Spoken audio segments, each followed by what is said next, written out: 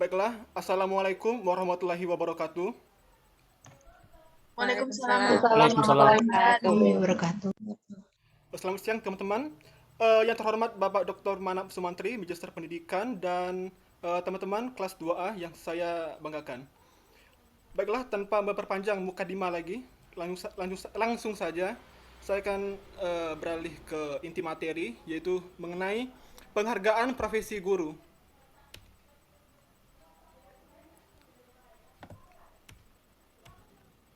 Dan saya membaginya menjadi tiga. Dan dari bab 1, di bagian saya mulai dengan latar belakang. Penting untuk meningkatkan pendidikan. Ketika siswa lulus, mereka harus memiliki rasa harga diri yang kuat dan penghargaan atas nilai kerja keras, serta penghargaan akan pentingnya pendidikan dalam mempersiapkan mereka untuk dunia kerja. Undang-Undang Sistem Pendidikan Nasional menawarkan kepada para pengajar berbagai insentif untuk membantu dari makalah ini, yaitu untuk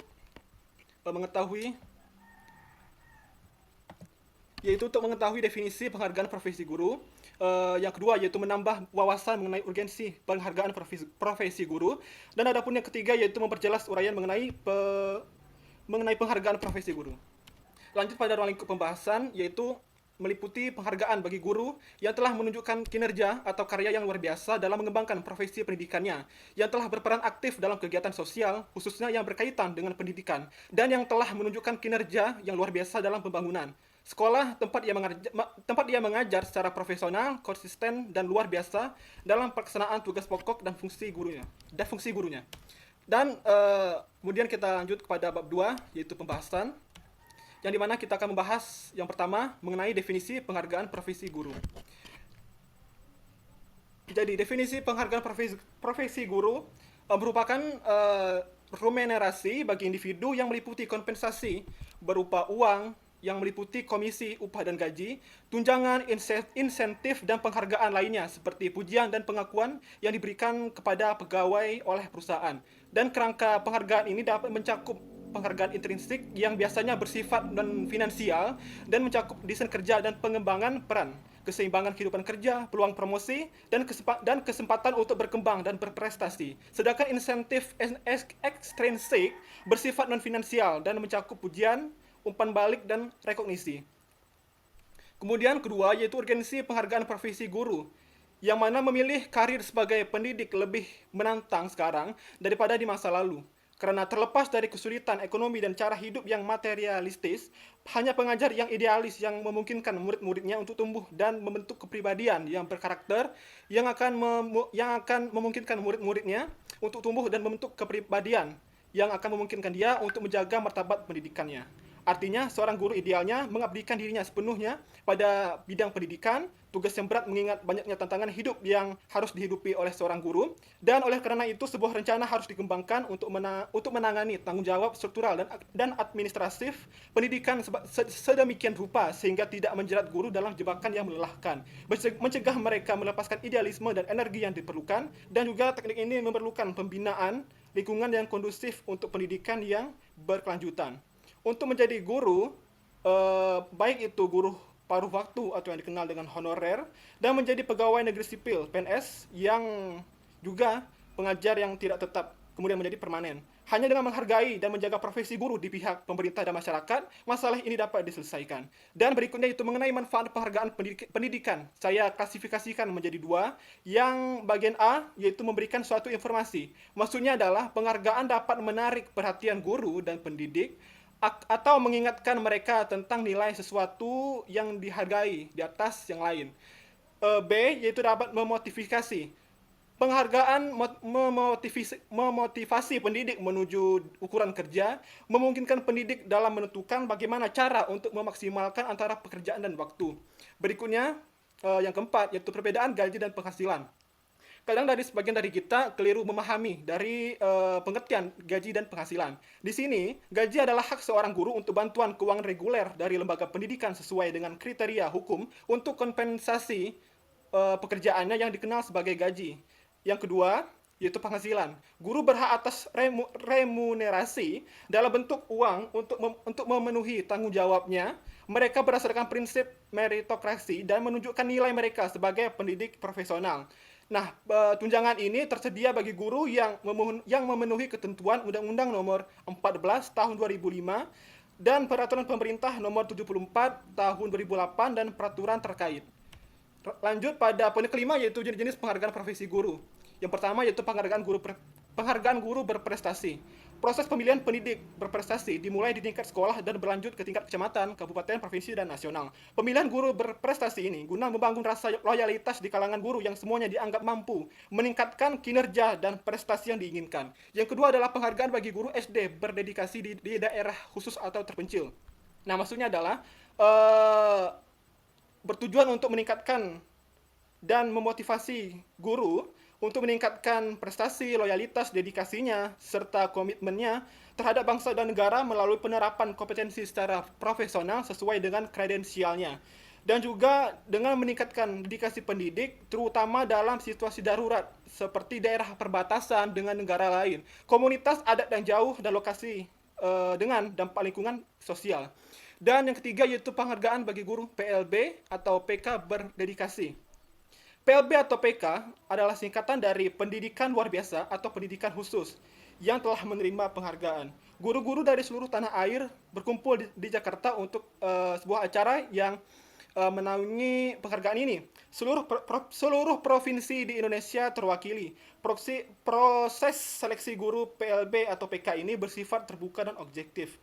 Tujuannya yaitu untuk mendorong para pendidik PLB, PK untuk meningkatkan kemampuan profesional yang diperlukan untuk membantu menyiapkan sumber daya manusia dengan beberapa kelainan tertentu untuk menghadapi persoalan yang akan datang. Dan juga berikutnya yaitu penghargaan tanda kehormatan Satya Lencana. Sesuai dengan ketentuan Undang-Undang Nomor 14 Tahun 2005 tentang guru yang berprestasi dan berkomitmen berhak mendapatkan penghargaan yang sesuai dengan prestasi dan pengabdiannya. Yang kelima yaitu penghargaan bagi guru yang berhasil dalam pembelajaran. Tujuan dari kompetensi pembelajaran adalah untuk memotivasi guru untuk terus mengembangkan profesionalismenya, terutama dalam kemampuannya mempresentasikan, merancang, menilai proses dan hasil pembelajaran bagi siswa. Dan untuk meningkatkan kebiasaan guru dalam mendokumentasikan pembelajaran dengan baik. Yang keenam yaitu penghargaan guru pemenang Olimpiade. Kegiatan OSN guru yang dijalankan di tingkat kabupaten dan berlanjut ke tingkat provinsi dan nasional. Penghargaan ini diberikan kepada guru yang mengikuti OSN sebagai sarana untuk mendorong mereka meningkatkan kegiatan belajar dan kegiatan pendidikan lainnya.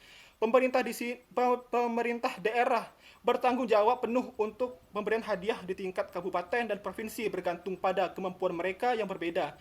Sedangkan juara nasional diberikan medali dan sertifikat oleh Kemendikbud. Yang ketujuh yaitu pembinaan dan pemberdayaan guru berprestasi dan berdedikasi.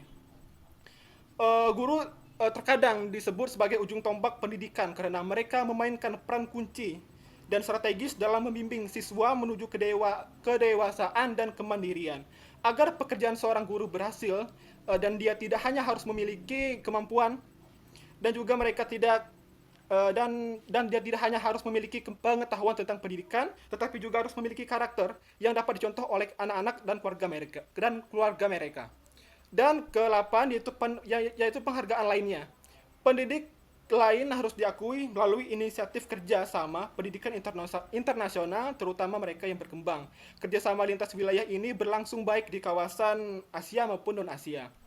Lanjut pada tunjangan profesi guru, yang dimana penghasilan di atas biaya hidup minimum meliputi gaji pokok, tunjangan terkait gaji dan penghasilan tambahan berupa tunjangan profesi, tunjangan fungsional, tunjangan khusus, dan tunjangan lainnya yang berkaitan dengan tugasnya sebagai guru, sebagaimana ditetapkan dalam prinsip penghargaan atas latar prestasi.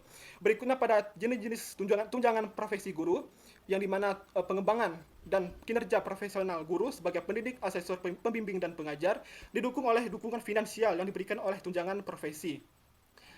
Dan berikutnya pada poin yang kedua yaitu tunjangan fungsional yang mana diberikan kepada pengajar yang telah dipilih oleh Dinas Pendidikan pemerintah. Guru yang bekerja di sekolah yang dikelola masyarakat memenuhi syarat untuk subsidi tunjangan fungsional. Dan yang ketiga yaitu tunjangan khusus yang ditempatkan di suatu wilayah tertentu berhak atas kompensasi tambahan yang setara dengan satu gaji pokok PNS. Dan maslahat tambahan yang masih berkaitan dengan Undang-Undang Nomor 14 tahun 2005 yang mengatur tentang guru memberikan maslahat tambahan yang relevan dengan pekerjaannya kepada pengajar. Gagasan tentang insentif berbasis prestasi membantu untuk menggambarkan fasilitas ini. Dan kita beralih ke bagian terakhir, yaitu penutup, yang dimana pemerintah dan masyarakat memberikan perhatian khusus terhadap kedudukan dan tanggung jawab pendidik. Pemerintah telah membuat sejumlah undang-undang untuk memastikan bahwa tugas dan tanggung jawab guru sebanding dengan gaji dan kesejahteraan mereka. Beragam bentuk penghargaan profesi guru adalah sarana resmi di mana pemerintah mengakui pendidik sebagai profesional yang memenuhi syarat. Dan saran saya adalah semoga topik kajian ini dapat membantu seluruh masyarakat Indonesia dalam memahami bagaimana cara memberikan rasa hormat dan apresiasi kepada mereka yang bekerja sebagai pendidik. Semoga kualitas pendidikan di Indonesia semakin meningkat ke depannya. Baiklah, saya rasa sekian dan berikut adalah daftar referensi. Dan saya akan membuka sesi pertanyaan yang dimana yang terdiri dari 3 pertanyaan. Dan saya persilakan kepada teman-teman yang ingin bertanya.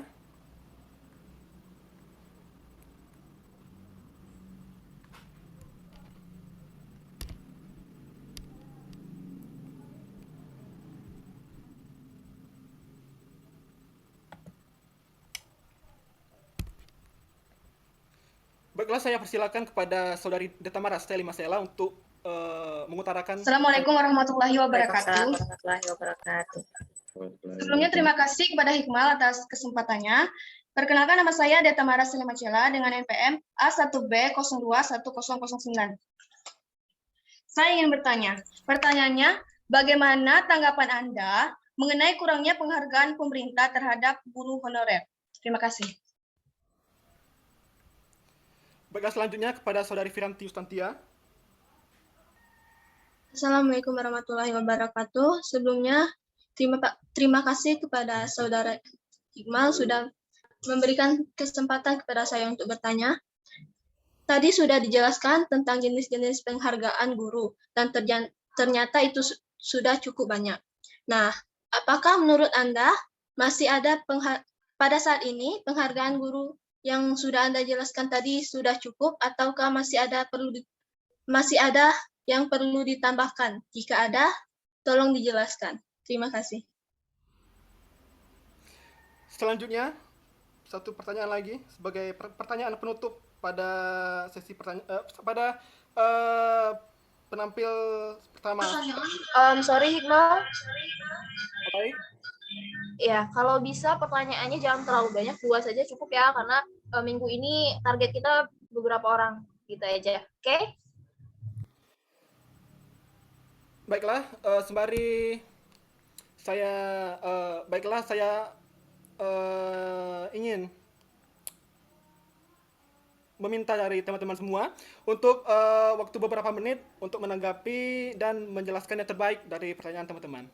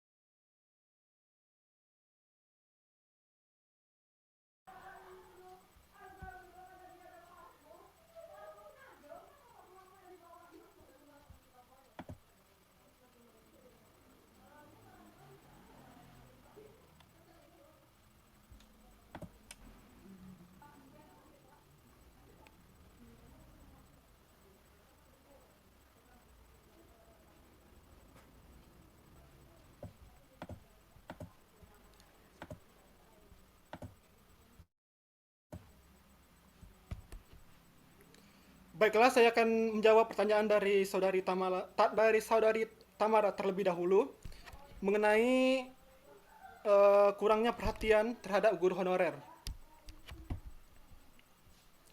Guru honorer sekarang ini membuat saya menjadi cukup sedih memikirkannya karena guru honorer ini menjadi pegawai tidak tetap di sekolah-sekolah, umumnya sekolah negeri yang dikelola pemerintah. Pendidikan adalah fondasi masyarakat yang dimana idealnya bagian ini sudah rapi sebelum kita membentuk bagian lain. Kebutuhan tenaga pendidik seharusnya sudah selesai puluhan tahun yang lalu. Artinya penerimaan guru di sekolah-sekolah seharusnya mengacu pada sebuah rencana secara rapi. Dan rencana penerimaan sekian orang berdasarkan kebutuhan dan rencana itu dianggarkan dananya kemudian diproses penerimaan. Yang terjadi adalah kita terjadi di beberapa daerah kekurangan guru dengan rasio guru murid masih di bawah standar yang telah ditetapkan. Pemerintah seharusnya mengangkat guru-guru baru itu untuk memenuhi kebutuhan. Nah, tapi alasannya karena masalah anggaran ini tadi, anggaran yang digunakan ternyata kurang untuk menambah pegawai baru. Solusi daruratnya adalah dengan mempekerjakan guru-guru itu dengan sistem kontrak berjangka. Dan juga masalah pendidikan ini telah terjadi selama bertahun-tahun. Saya rasa sekian. Bagaimana dari saudari Tamara? Terima kasih kepada Hikmal, bisa saya mengerti. Baiklah, saya lanjut menjawab dari saudari Viranti.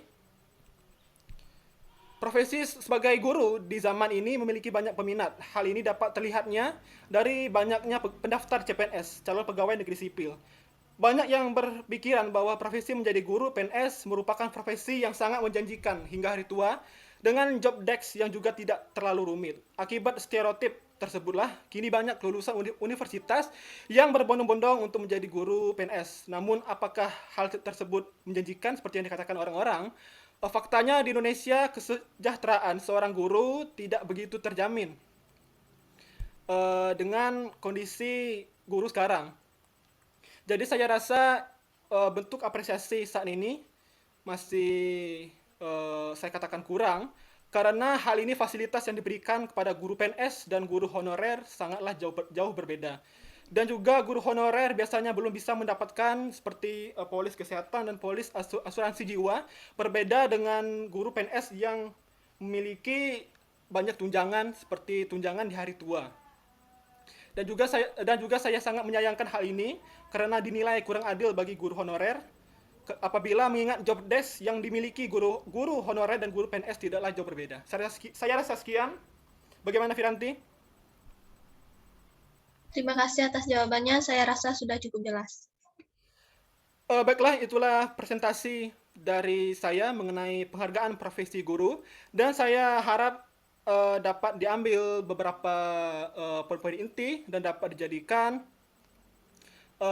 pedoman kita untuk menjadi guru di masa yang akan datang. Saya rasa sekian, lebih dan kurang saya mohon maaf, dan wassalamualaikum warahmatullahi wabarakatuh. Waalaikumsalam warahmatullahi wabarakatuh.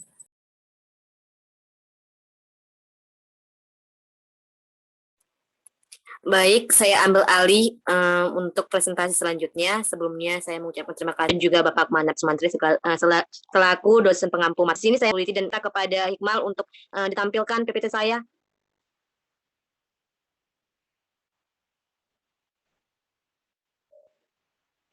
Hikmal bangke.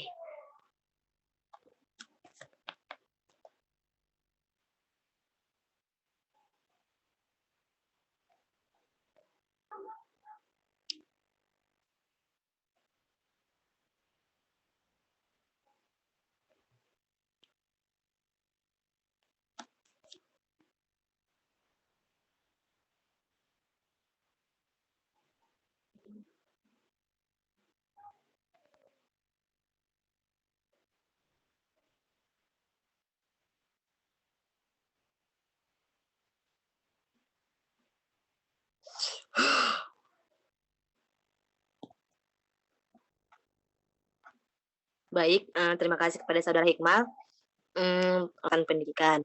Yang dimana latar belakang saya ialah Next Iqmal.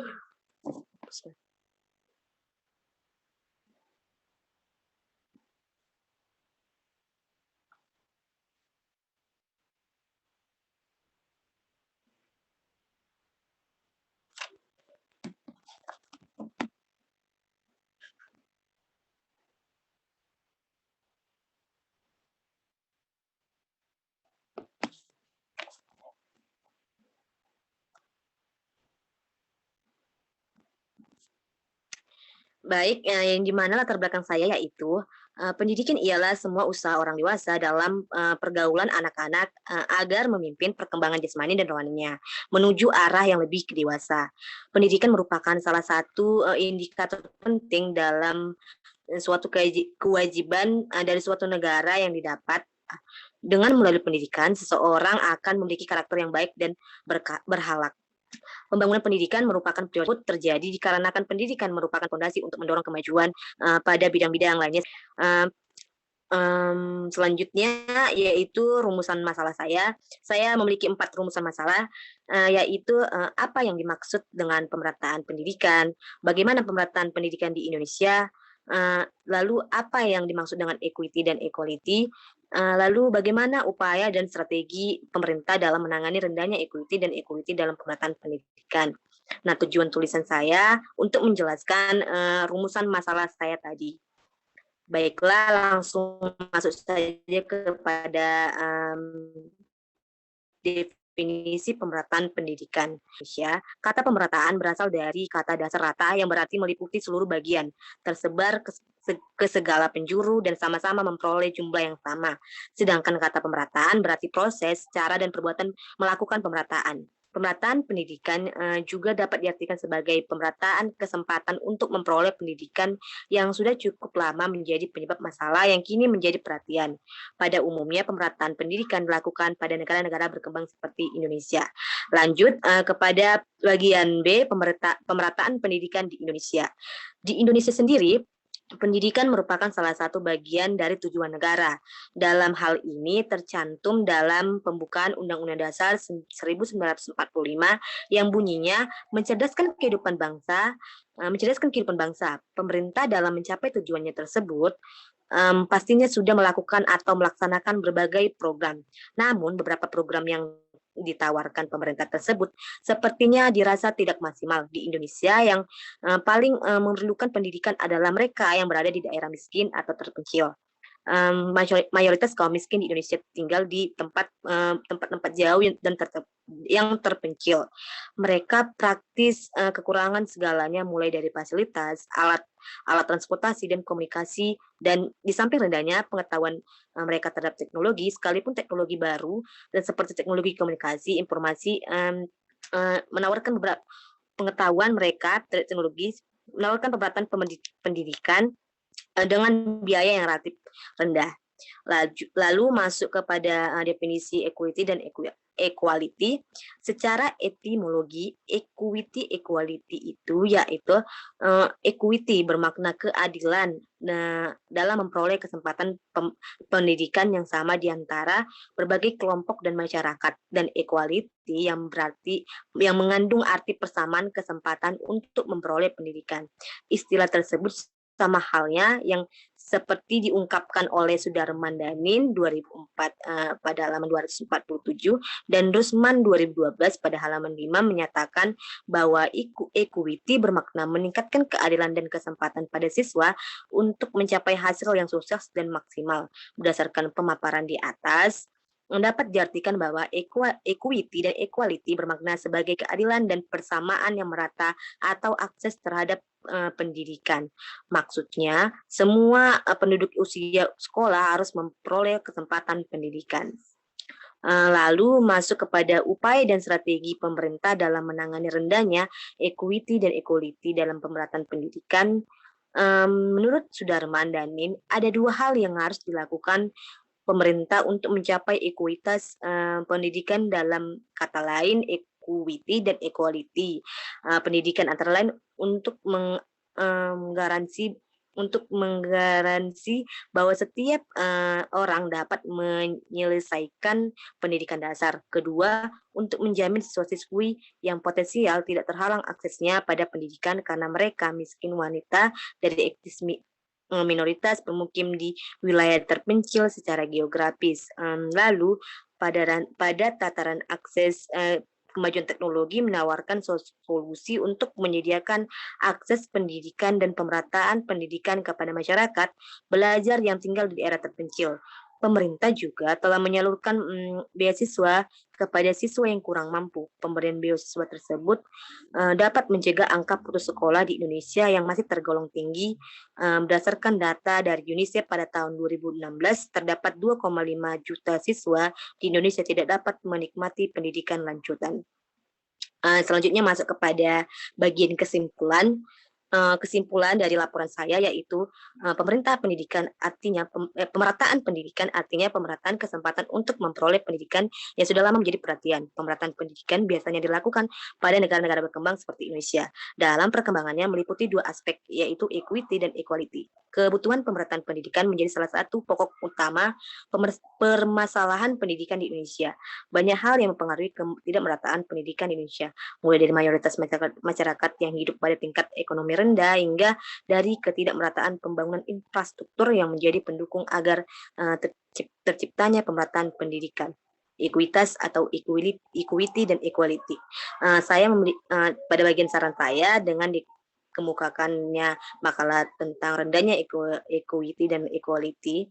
Nah, dalam pemerataan pendidikan ini diharapkan mahasiswa, masyarakat, dan pemerintah dapat sadar akan pentingnya pendidikan. Baiklah, demikianlah hasil presentasi laporan saya. Saya membuka satu sesi pertanyaan dan dua sesi pertanyaan dan dua penanya. Saya persilakan.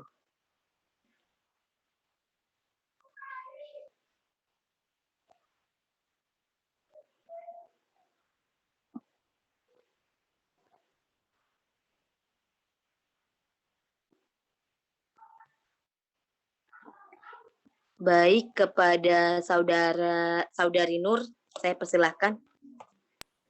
Baiklah, terima kasih kepada Saudari Eli. Tadi dikatakan bahwa pemerataan itu terjadi di negara-negara berkembang seperti Indonesia. Nah, menurut Saudari Eli nih, bagaimana sih kondisi pemerataan pendidikan di Indonesia saat ini? Begitu. Itu saja pertanyaan dari saya. Saya akhiri. Wassalamualaikum warahmatullahi wabarakatuh. Baik, terima kasih kepada saudari Nur. Selanjutnya kepada saudari Lala, saya persilahkan. Baiklah, terima kasih kepada Eli setelah mengizinkan saya untuk bertanya. Pertanyaan saya, apa yang mempengaruhi kurangnya atau rendahnya equity, atau kesempatan pemerataan itu? Sekian pertanyaan dari saya, terima kasih. Terima kasih kembali. Sebelumnya saya meminta waktu untuk merespon pertanyaan-pertanyaan dari saudari penanya. Saya minta waktunya sebentar.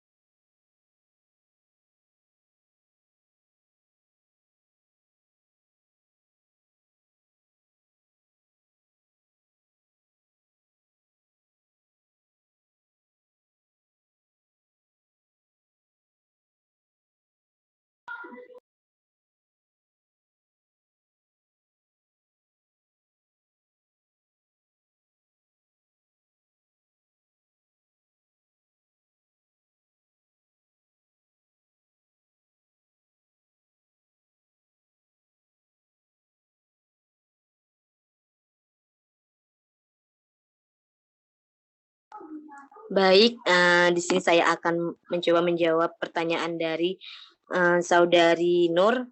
yang dimana pertanyaannya bagaimana kondisi pemerataan di Indonesia.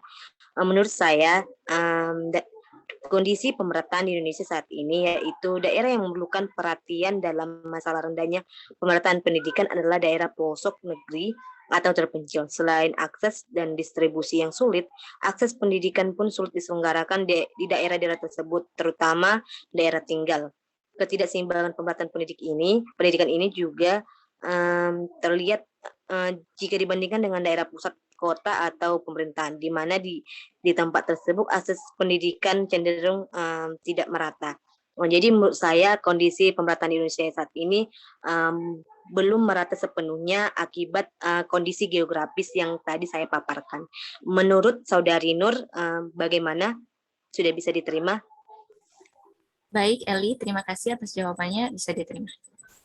Terima kasih. Selanjutnya saya akan mencoba menjawab pertanyaan dari Saudari Lala, yang dimana pertanyaannya adalah apa yang mempengaruhi kurangnya atau rendahnya equity dan equality kesempatan pemerataan pendidikan di Indonesia. Menurut saya yaitu pertama rendahnya kualitas sarana fisik sekolah, dua rendahnya kualitas guru, tiga rendahnya kesejahteraan guru, yang keempat rendahnya prestasi siswa, dan kelima kurangnya pemerataan kesempatan pendidikan. Lalu faktor geografis daya jangkau yang seperti saya paparkan sebelumnya. Apakah kepada saudari kasih saya, mohon maaf jika ada kesalahan kata atau perilaku. Saya di sini, selanjutnya saya alihkan kepada presentator selanjutnya. Baik, saya ambil alih presentasi selanjutnya. Sebentar, saya share screen.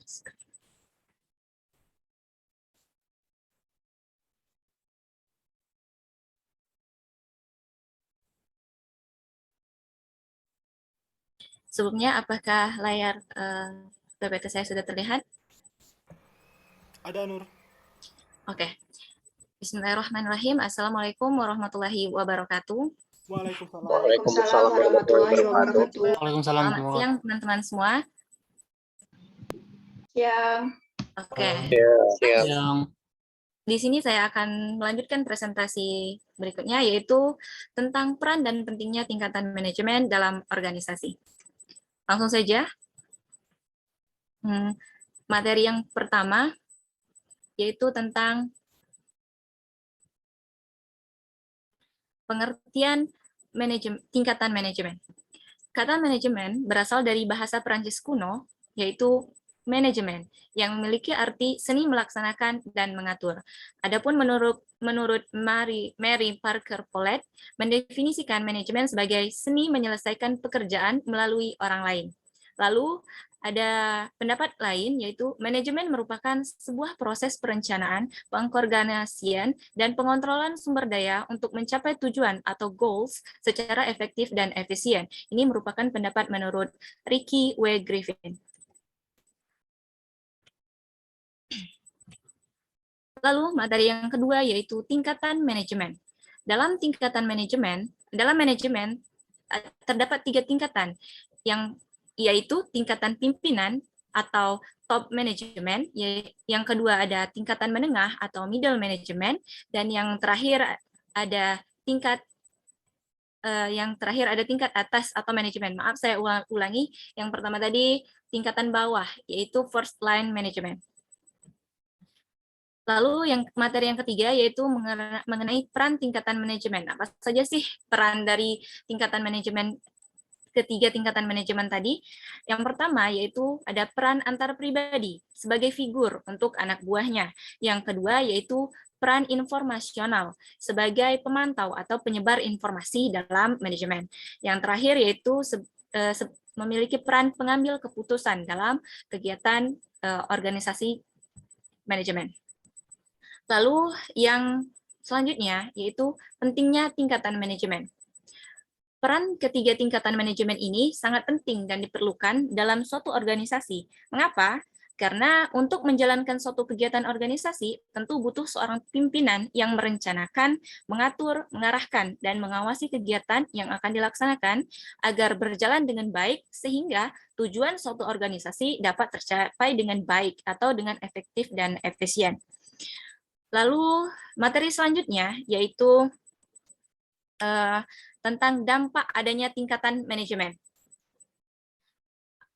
Yang pertama, dampak yang timbul jika tingkatan manajemen bekerja dengan baik. Yang pertama yaitu kegiatan organisasi akan berjalan dengan baik juga. Yang kedua, terjaminnya kehidupan para tenaga kerja. Lalu yang keempat yaitu tercapainya tujuan organisasi dengan maksimal. Lalu yang terakhir yaitu bertahannya suatu organisasi. Lalu bagaimana jika tingkatan manajemen itu tidak bekerja dengan baik? Maka akan timbul dampak yang negatif tentunya bagi suatu organisasi. Yang pertama, dampak yang akan timbul yaitu organisasi tidak akan berjalan dengan baik. Kemudian tujuan dari organisasi tidak akan tercapai dengan maksimal. Kemudian yang keempat, tenaga kerja tidak akan terjamin kehidupan atau karirnya dalam organisasi tersebut. Dan yang terakhir tentu organisasi tersebut akan hancur atau bubar begitu. Mungkin itu saja penyampaian materi dari saya. Di sini saya membuka sesi pertanyaan. Saya akan menampung 2 pertanyaan. Jadi kepada teman-teman yang ingin bertanya, saya silakan. Silakan untuk raise hand. Mungkin kepada Lala disilakan. Assalamualaikum warahmatullahi wabarakatuh. Terima kasih Nur sudah memberikan kesempatan kepada saya untuk bertanya. Pertanyaan saya yaitu, peran manajemen yang seperti apa yang menjadi tanggung jawab dari manajer puncak? Nah, saya rasa itu saja pertanyaan saya. Terima kasih, mohon dijawab. Baik, terima kasih Lala atas pertanyaannya. Kepada Ananta yang sudah raise hand, saya persilakan. Oke, baiklah. Perkenalkan, nama saya Muhammad Ananta Nugraha dengan NPM 1B021024. Izin tidak on cam dulu ya. Saya mau bertanya nih kan, kalau di dalam manajemen tadi kan sebagai pedoman untuk mencapai suatu goals ya. Nah, dalam pedoman itu kan punya tingkatan manajemen nih. Menurut Saudari Nur, yang paling perlu dibenahi dari tiga tingkatan itu sendiri apa?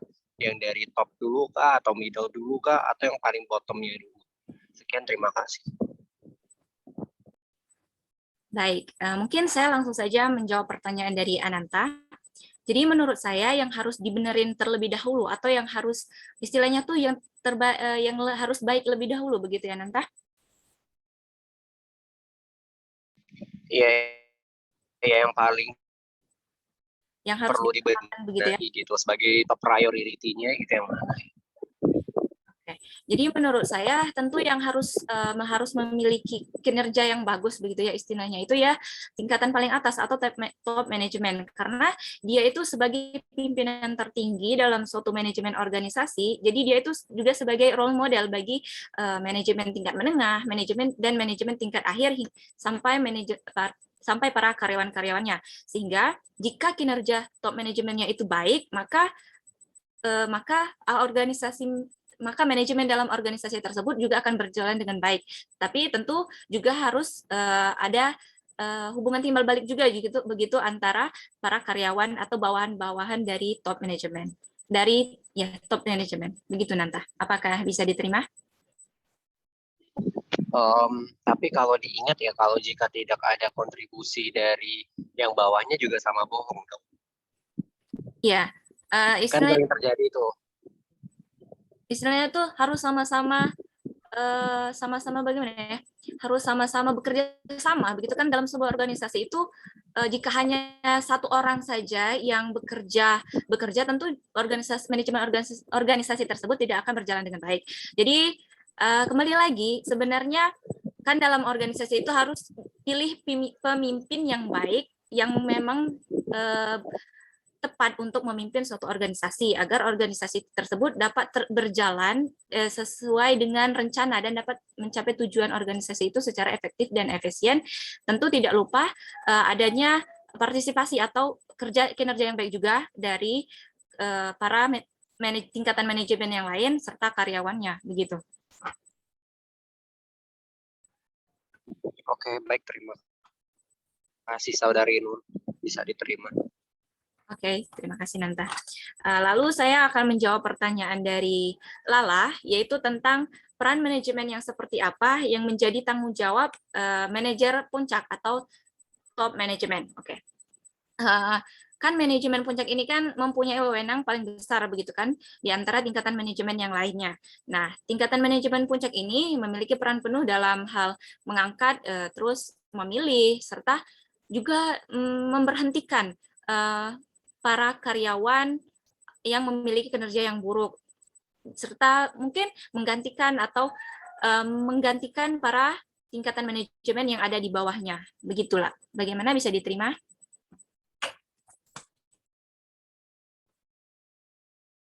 Apakah Lala puas dengan jawabannya? Ya, saya bisa. Itu di sini membahas manajemen atau dan bahwa guna mencapai tujuan suatu organisasi dengan maksimal dan efisien, efektif dan efisien. Tingkat manajemen atau disebut dengan manajer akan memberikan dampak yang baik bagi organisasi jika ia melakukan peran serta tugasnya dengan baik juga.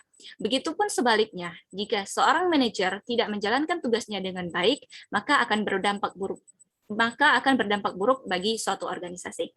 Mungkin itulah presentasi dari saya. Apabila ada kesalahan dan kekurangan, saya mohon maaf. Saya akhiri. Wabillahi taufiq wal hidayah. Wassalamualaikum warahmatullahi wabarakatuh. Waalaikumsalam warahmatullahi wabarakatuh. Saya alihkan kepada pemateri selanjutnya. Baiklah, saya ambil alih. Untuk host, boleh minta tolong. Oh, nggak jadi, guys. Sebentar, saya share screen.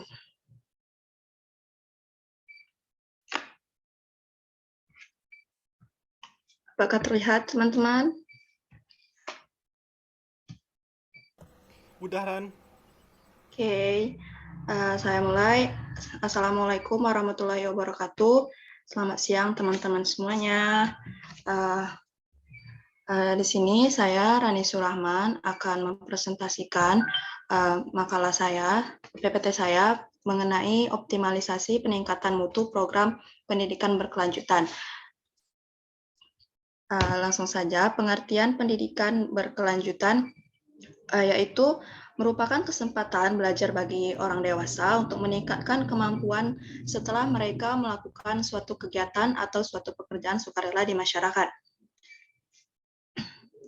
Tujuan pendidikan berkelanjutan yaitu diselenggarakan untuk melanjutkan dan meluaskan pendidikan dasar serta menyiapkan peserta didik menjadi anggota masyarakat yang memiliki kemampuan lebih lanjut dalam dunia kerja atau pendidikan tinggi. Program pendidikan berkelanjutan ini ada banyak. Yang pertama yaitu BIPA, Bahasa Indonesia untuk Penutur Asing, Program Sertifikat Administrasi Pemerintahan Desa, Program Sertifikat Ketatausahaan Sekolah, Program Sertifikat Ketatausahaan Sekolah atau PSKS, dan juga ada Program Sertifikat Statistika bagi Aparatur Pemerintah Desa, Program Sertifikat Bahasa Inggris, Program Sertifikat Karya Ilmiah, Program Sertifikat Terakreditasi Keahlian Perencanaan dan Pembiayaan Pendidikan. Itu saja materi presentasi dari saya. Saya buka untuk sesi pertanyaan. Untuk 2 orang, saya persilakan.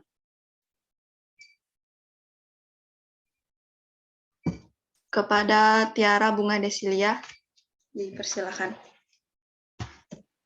Baiklah, perkenalkan nama saya Tiara Bunga Desilia. Saya dari saya ingin menanyakan pertanyaan. Apakah menurut Anda pemerintah sudah serius dalam mengelola mutu pendidikan berkelanjutan di Indonesia? Baik, terima kasih Tiara atas pertanyaannya. Kemudian yang sudah raise hand, Fauzan disilakan. Oke, Assalamualaikum warahmatullahi wabarakatuh. Waalaikumsalam warahmatullahi wabarakatuh. Nah, program sertifikat kan banyak. Jadi saya ingin menanyakan salah satunya. Apa saja manfaat program sertifikat karya ilmiah untuk guru program pendidikan berkelanjutan bidang keahlian? Itu saja dari saya. Wassalamualaikum warahmatullahi wabarakatuh. Waalaikumsalam warahmatullahi wabarakatuh. Baik, saya tampung dulu pertanyaannya.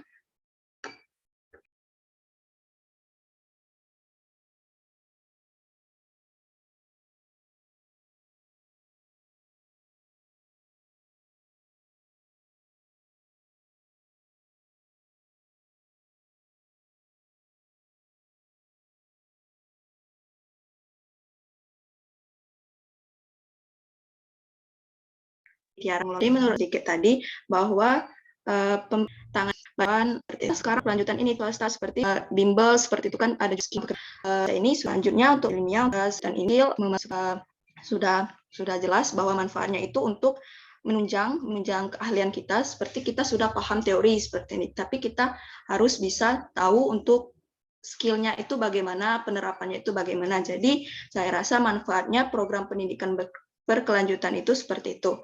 Bagaimana Tiara dan Fauzan, apa bisa diterima? Ya, sudah Ya, dapat bisa saya diterima. pahami. Terima kasih. Bisa dipahami. Terima kasih. Baiklah, saya ucapkan terima kasih banyak kepada Tiara Bunga Desilia dan Muhammad Fauzan. Langsung saja saya ingin menyampaikan kesimpulan dari presentasi saya.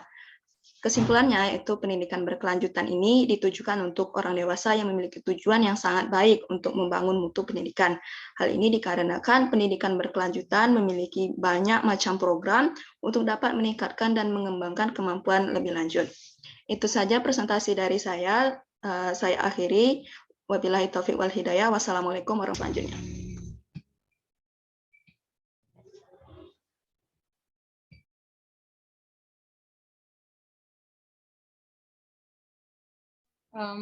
Mohon maaf, apakah Rani bisa membantu saya untuk share screen karena laptop saya tidak bisa terkoneksi ke hotspot atau wifi, tidak bisa tethering.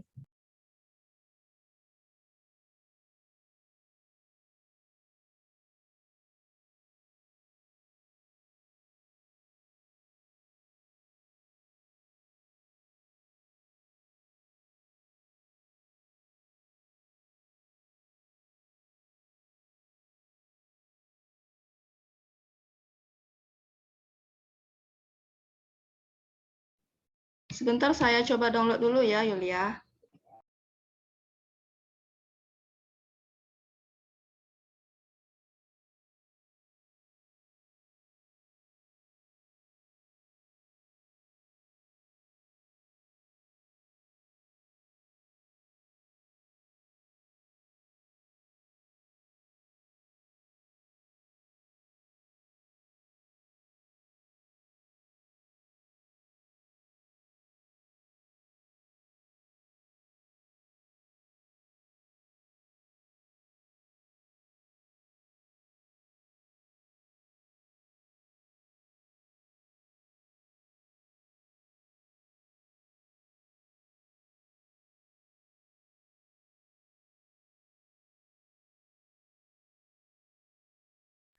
Oke, Assalamualaikum warahmatullahi wabarakatuh.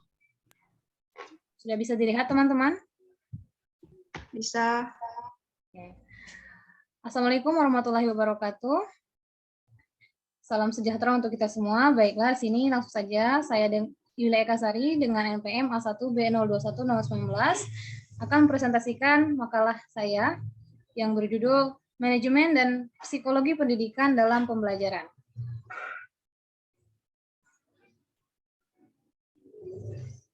Latar belakang manajemen pendidikan merupakan suatu hal yang penting dalam lembaga pendidikan karena lembaga apapun perlu dikelola dan diatur dengan menggunakan sistem yang ada, dan dalam usaha memajukan suatu lembaga perlu adanya rencana-rencana yang bisa memberikan dampak bagi suatu lembaga, dan perencanaan itu juga disebut manajemen.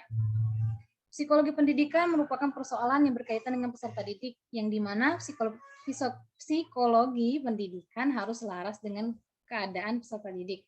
Masalah psikologis dalam pendidikan dapat dijawab apabila pendidik dan tenaga pendidikan dengan memberikan bantuan kepada peserta didik melalui bimbingan dan konseling. Untuk itu, peserta didik harus mampu memahami hukum-hukum psikologis dan mampu mengimplementasikannya dalam lingkungan peserta didik.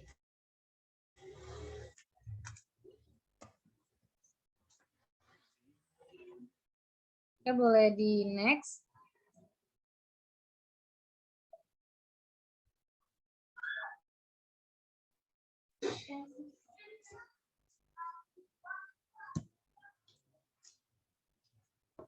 Bagian ini ya. Sudah next lagi. Ruang lingkup pembahasan. Ya, ini sudah ruang lingkup.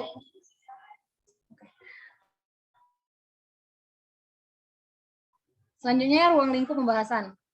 Menurut wilayah kerja, manajemen wilayah kerja, manajemen seluruh negara, manajemen satu provinsi, manajemen satu unit kerja, dan manajemen kelas. Ini untuk ruang lingkup pembahasan. Dan selanjutnya menurut fungsi kegiatan, terdapat merencanakan, mengorganisasikan, mengarahkan, mengkoordinasikan, mengkomunikasikan, mengawasi atau mengevaluasi, serta jika menurut objek, manajemen siswa, ketenaga pendidikan, sarana prasarana, tata laksana pendidikan, pembiayaan, dan manajemen humas.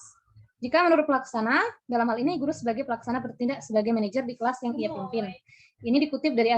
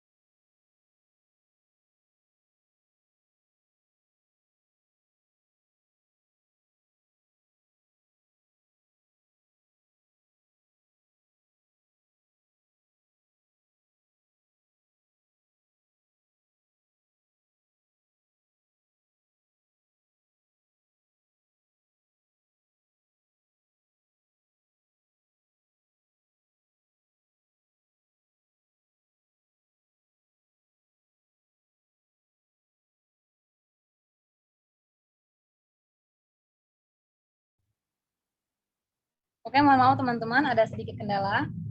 Silahkan boleh di next, Fanny. Dari sini ada juga ruang lingkup psikologi pendidikan yang sebenarnya menurut beberapa ahli terdapat perbedaan, tetapi hampir sama. Di sini saya mengutip ruang lingkup psikologi pendidikan menurut Samuel Smith.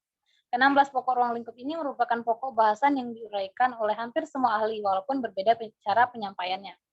Ada GROW, ada Science of Educational Psychology, practical aspect of measurement, nature and scope of learning, mental hygiene, elements of statistics, physical structure, behaviors process, psychology of secondary school subject, character education, factors that condition learning, heredity, law and theories of learning, dan transfer of training, subject matter, measurement, basic principles, psychology of elementary school subject. Oke, boleh next. Tujuan pembahasan kenapa manajemen dan psikologi pendidikan itu perlu dibahas dan dipelajari? Jawabannya karena sangat diperlukan seorang pendidik mengetahui sistem manajemen dan penerapan secara hukum psikologis dalam pendidikan agar tercapainya kemajuan pendidikan di Indonesia. Serta siapa saja yang terlibat dalam pembahasan pada materi ini? Tentu saja yaitu pendidik, tenaga pendidikan, dan mahasiswa. Serta tidak lupa pula peran orang tua dan masyarakat yang didukung juga dengan dana dan sarana prasarananya.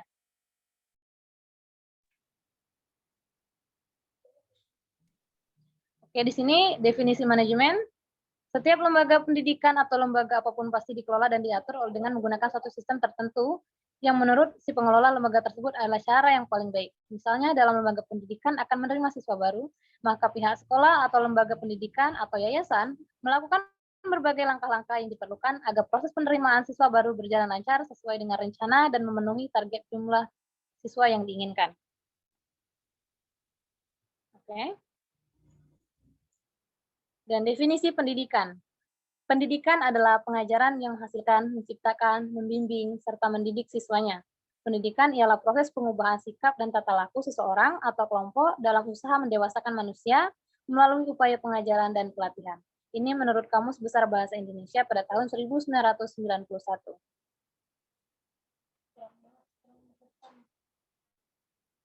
Dan di sini juga definisi pembelajaran, yaitu pembelajaran bermakna terjadi apabila siswa boleh menghubungkan fenomena baru ke dalam struktur pengetahuan mereka.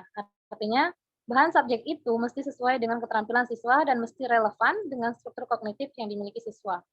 Oleh sebab itu, subjek mesti dikaitkan dengan konsep-konsep yang sudah dimiliki oleh para siswa, sehingga konsep-konsep baru tersebut benar-benar terserap olehnya. Dengan demikian, faktor intelektual emosional siswa terlibat dalam kegiatan pembelajaran. Pembelajaran bukan hanya sekedar menekankan kepada pengertian konsep-konsep belaka, tetapi bagaimana melaksanakan proses pembelajarannya dan meningkatkan kualitas proses pembelajaran tersebut, sehingga pembelajaran tersebut terjadi atau menjadi benar-benar bermakna. Paradigma pembelajaran. Yang pertama, perubahan atau paradigma atau dalam kurung sudut pandang dan cara pandang. Guru terhadap pembelajaran juga suatu hal yang penting untuk selalu disesuaikan. Karena tanpa ada perubahan, paradigma sulit mutu pembelajaran dapat diwujudkan. Paradigma yang harus segera disesuaikan dengan kondisi terkini tentang pembelajaran diantaranya, perubahan dari pembelajaran individual menjadi pembelajaran berkelompok, perubahan dari situasi pembelajaran pasif atau siswa red menjadi siswa yang selalu aktif, dan perubahan dari siswa sebagai penerima pengetahuan menjadi siswa yang bangun pengetahuan, perubahan pembelajaran instruksi menjadi pembelajaran interaktif, dan perubahan pembelajaran guru sebagai pusat pembelajaran menjadi siswa sebagai pusat pembelajaran.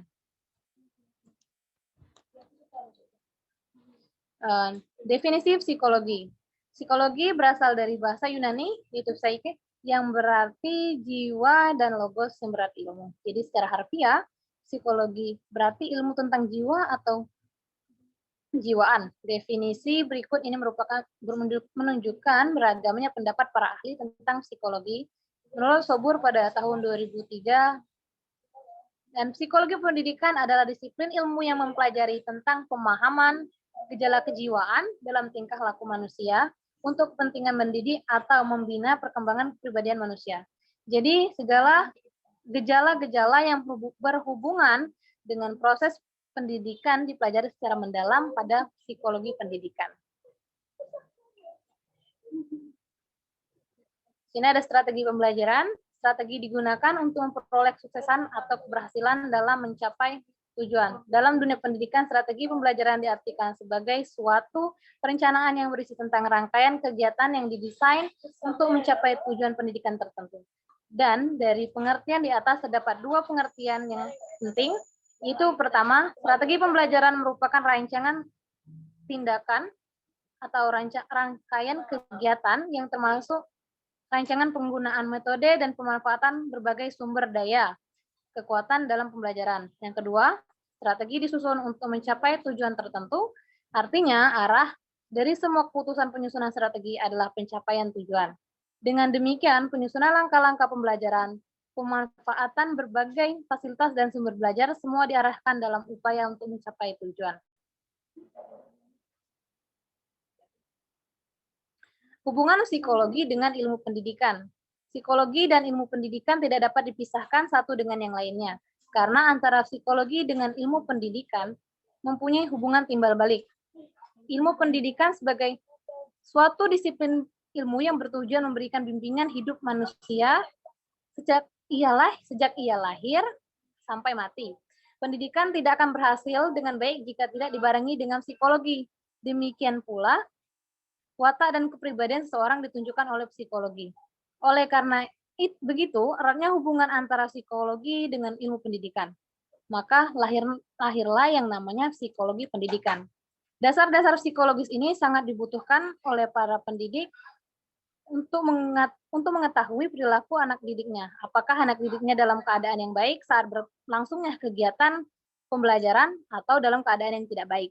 Kalau demikian, pendidik sangat membutuhkan pengetahuan ini untuk mengatasi anak didik yang seperti itu dan memotivasinya agar tetap dalam keadaan yang semangat dalam belajar. Selain untuk mengetahui perilaku anak didiknya, dasar-dasar psikologis ini juga dapat mengendalikan perilaku para pendidik dan memberikan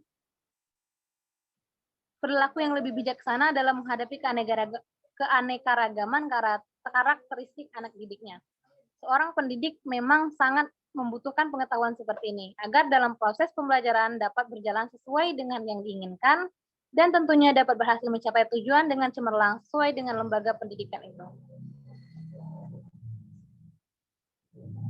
Oke, di sini ada urgensi. Pentingnya ilmu manajemen yang baik sangat berpengaruh pada pengembangan pendidikan dan pemasaran sekolah pada era modern. Sistem manajemen pendidikan yang baik bisa memberikan afeksi yang sangat kompeten pada dunia pendidikan. karena pendidikan merupakan suatu jalan atau cara yang bisa mengubah suatu negara menjadi maju dan atau mundur. Negara yang maju didukung dengan pendidikan nasional yang bermutu, tenaga pendidik yang kompeten, peserta didik yang memiliki semangat belajar dan didukung oleh lingkungan sekitar yang punya tujuan yang selaras ingin memajukan dan mencerdaskan anak bangsa. Hubungan antara pendidikan dan pengajaran pada manajemen pendidikan adalah pada dasarnya mengajar adalah mencoba membantu seorang untuk mempelajari sesuatu dan apa yang dibutuhkan dalam belajar itu tidak ada kontribusinya terhadap pendidikan orang yang belajar. Artinya mengajar pada hakikatnya suatu proses, yakni proses mengatur, mengorganisasi lingkungan yang ada di sekitar siswa sehingga menumbuhkan dan mendorong siswa belajar. Pada hakikatnya, inti persoalan psikologis terletak pada anak didik, sebab pendidikan adalah perlakuan terhadap anak didik dan secara psikologis perlakuan ini harus selaras mungkin dengan keadaan anak didik. Karena problem yang diajukan di atas dapat dijawab dengan menunjuk pada sifat-sifat psikologis yang ada pada anak didik dalam proses pendidikan, dan ini menentukan di segi-segi ilmu pengetahuan psikologis yang diperlukan. Selain itu, masih terdapat beberapa masalah khusus yang juga perlu penyorotan secara psikologis, seperti soal pendidikan orang dewasa, kesehatan mental, serta bimbingan dan konseling, materi yang dipakai, evaluasi hasil pendidikan, dan sebagainya. Sehingga penting sekali bagi pendidik untuk memahami hukum-hukum tersebut.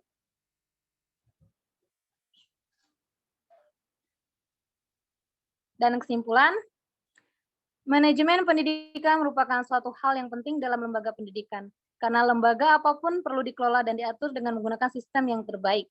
Dalam usaha memajukan suatu lembaga, perlu adanya rencana-rencana yang bisa memberikan dampak bagi suatu lembaga, dan perencanaan itu juga disebut dengan manajemen.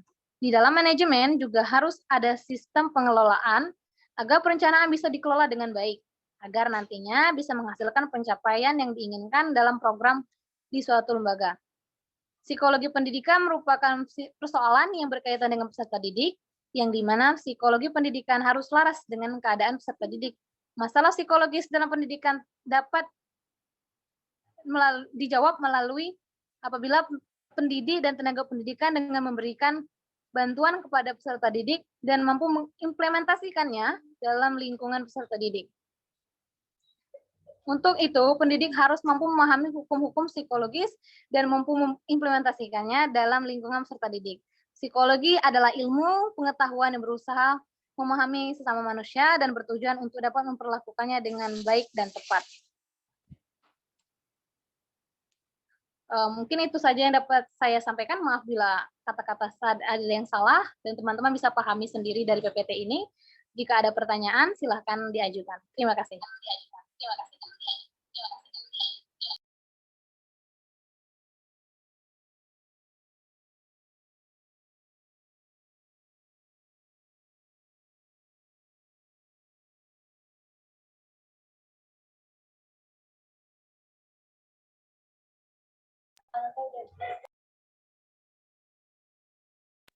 Oke, kita pilih dari teman-teman yang belum sama sekali bertanya.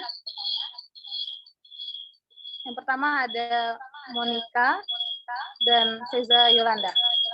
Oke, silahkan Monica. Assalamualaikum warahmatullahi wabarakatuh. Sebelumnya saya ucapkan terima kasih kepada Yulia telah memberi saya kesempatan untuk bertanya. Pertanyaan saya, menurut Anda, apa hal yang mungkin terjadi jika psikologi pendidikan belum selaras dengan keadaan peserta didik saat ini? Sekian, terima kasih. Oke, terima kasih Monica untuk pertanyaannya. Jadi pertanyaannya, apa yang terjadi apabila psikologi pendidikan tidak selaras dengan kondisi peserta didik? Oke, terima kasih. Ya.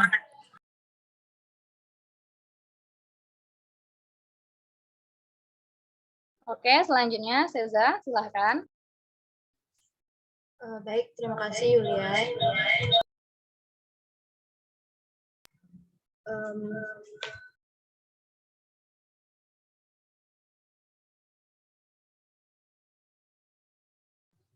Oke, Maaf, tadi ada jaringan sebentar. Jadi pertanyaan dari saya, kita sudah belajar tentang psikologi pendidikan sebelumnya ya. Tentu itu melibatkan peserta didik secara langsung. Nah, kita dalam konteks manajemen tentu saja ada banyak tantangannya gitu ya. Gimana sih gitu ya memanage siswa-siswa yang mungkin agak sulit gitu ya ditangani tentang psikologi pendidikannya gitu. Gimana cara memanage siswa yang susah gitu ya untuk diajak untuk belajar dengan baik gitu. Terima kasih.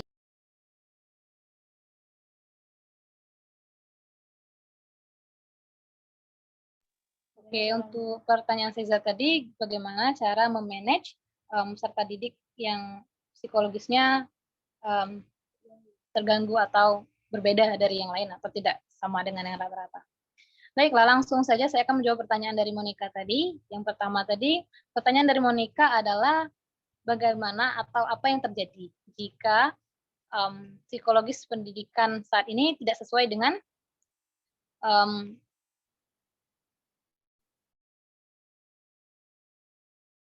kalau tidak selaras dengan psikologi pendidikan.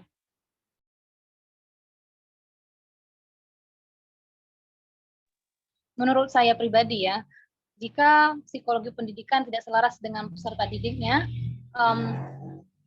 tidak bisa dipungkiri karena setiap orang itu kan berbeda-beda dalam segi hal psikologisnya.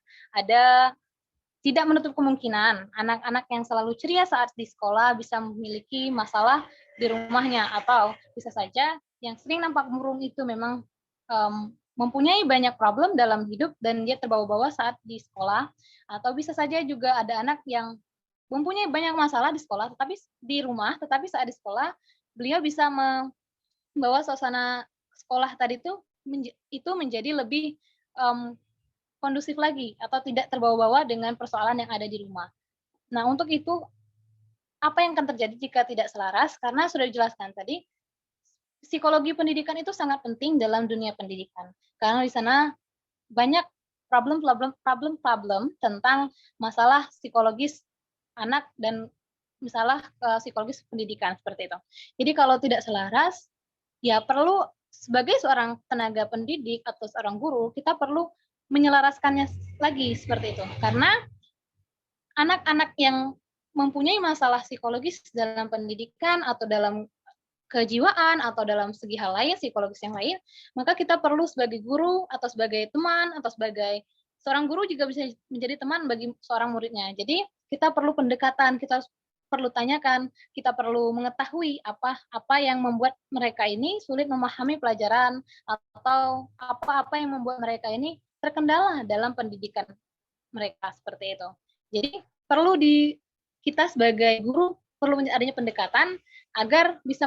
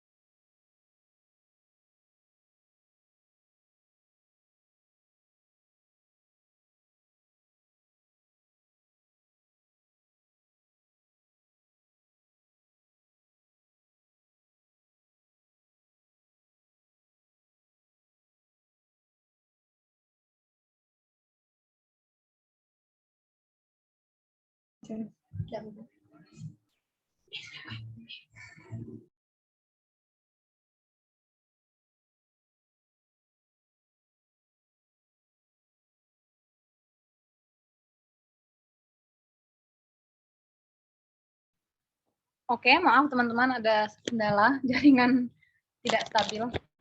Baiklah, untuk jawaban dari Monica tadi, kita perlu pendekatan lagi sehingga kita bisa menyelaraskan antara psikologi pendidikan dan psikologi pada peserta didik kita seperti itu. Jadi perlu pemahaman yang lebih lagi bagi seorang guru tentang masalah psikologi pendidikan, sehingga itulah kenapa saya mengangkat tema ini, karena berkesinambungan dan sangat-sangat berkaitan. Karena banyak guru-guru yang tidak memahami psikologi pendidikan seorang anak, sehingga anak-anak banyak yang tidak bersemangat atau sulit memahami pembelajaran yang diberikan oleh guru. Mungkin hanya itu saja, lebih dan kurang saya mohon maaf untuk pertanyaan Monik.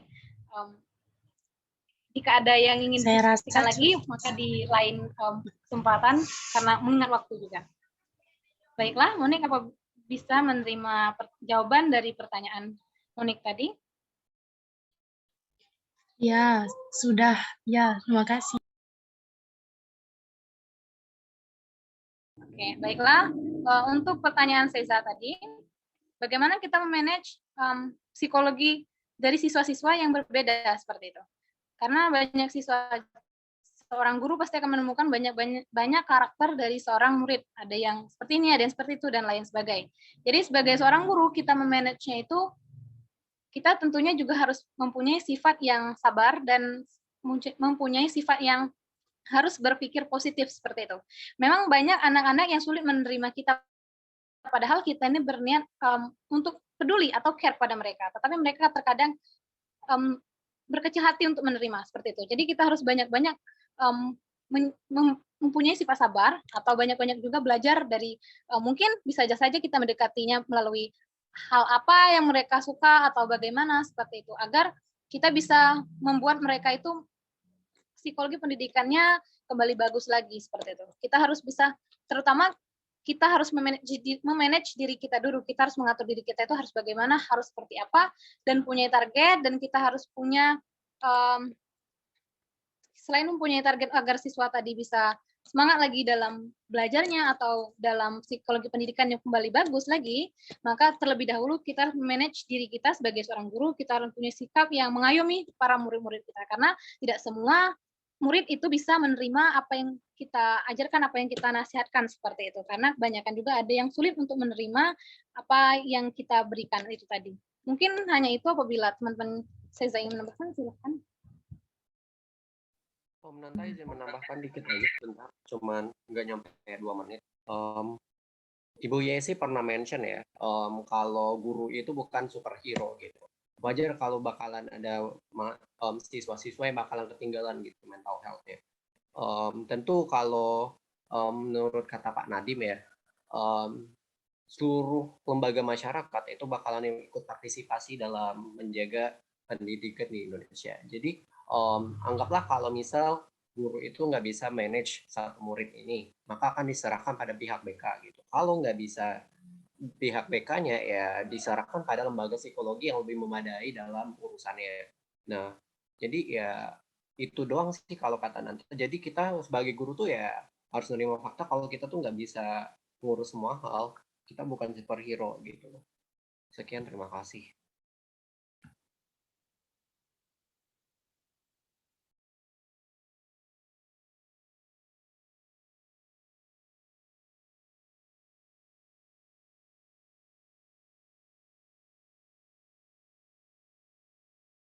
Oke, makasih Nanta sudah ditambahkan juga. Atas jawabannya juga saya ucapkan terima kasih Yulia.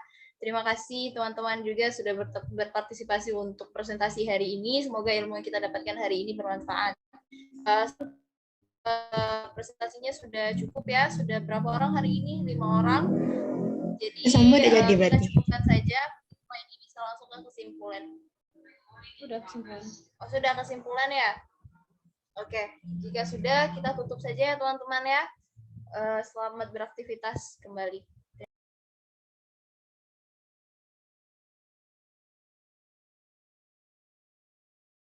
Boleh di-live Zoom-nya. Bentar, untuk sesi absen, silahkan tulis bentar. Oh ya, absen sebentar ya. Itu sudah banyak yang keluar-keluar tadi.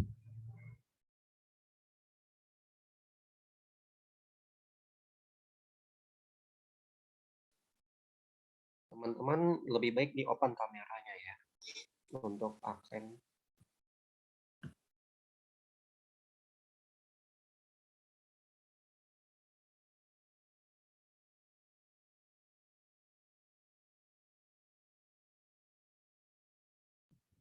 Berarti saya mau minggu depan.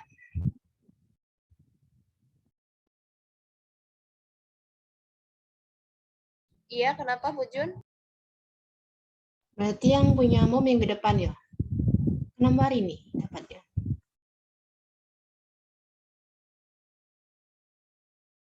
Ya, yang belum kita lanjutkan minggu depan ya. Insya Allah kalau misalkan Bapak bisa hadir, akan ada Bapak menghadiri juga minggu depan. Kalau tidak, kita kembali seperti ini. Yang belum dapat kan ini hanya review saja ya. Untuk tugas kita sebelumnya kan pasti sudah